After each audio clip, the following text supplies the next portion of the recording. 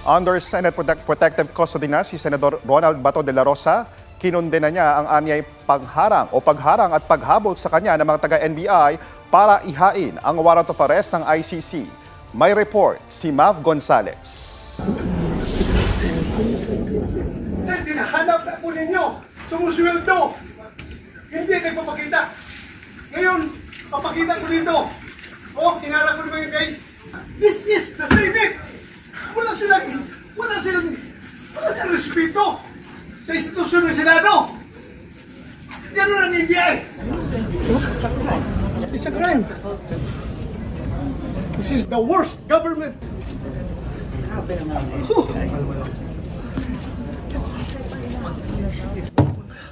Galit na galit ang itsura ni Senador Ronald Bato de la Rosa na nagpakita na sa Senado matapos mag-absent ng halos 6 na buwan. Pinarag ako dito sa baba ng mga NBI. Pinapasok, sako ko, akit dito. I don't know, anong gusto nila? Sir, bakit tuguan? Nag-istiga kami doon sa baba, sa hagdan. Duguan ang 2 daliri ng senador. Pareho tayo premier, sir. Bakit yung pinayagan niyang mga tao niyan makapasok dito?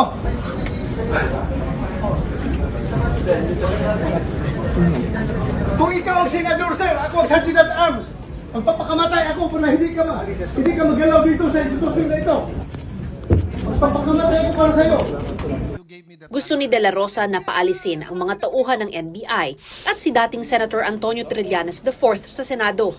Senator Trillanes, as a former member of the Senate, is welcome in the Senate and will of course be given due courtesy unless he has He is part of the harassment, unless Mr. he is President. part of the harassment. So Kasama niya.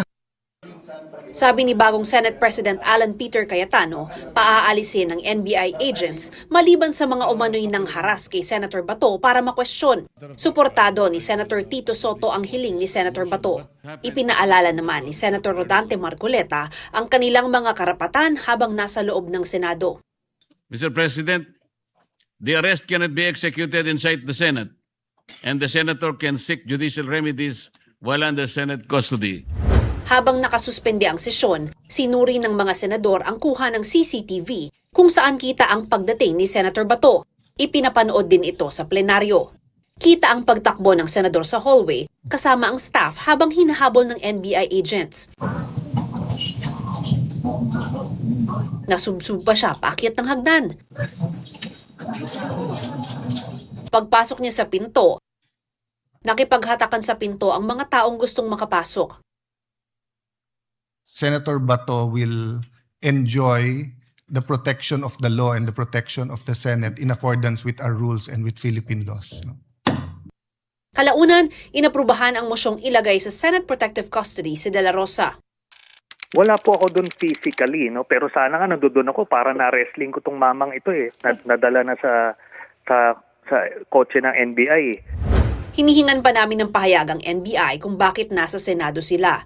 Sa isang panayam, sinabi ni De La Rosa nasa Metro Manila lang siya bago pumunta sa Senado. Nasa kalikasan daw siya nitong mga nakaraang buwan. Pero hindi niya sinagot kung nasa Davao siya. Papasok na raw siya sa Senado mula ngayon. Hindi raw muna niya iniisip ang sabpina na inihain sa kanya ng PNP-CIDG kaugnay ng investigasyon sa extrajudicial killings noong panahon na City Director siya ng Davao Police. Kanina mga staff ng senador ang humarap sa mga taga-CIDG o Criminal Investigation and Detection Group para isilbi ang sabpina kay De La Rosa. Pinahaharap siya sa Huwebes, May 14 at kung hindi ay pwede siyang ipakontempt. Pero hindi nila pinirmahan ang sabpina dahil wala raw utos si Bato. Mav Gonzalez, GMA News.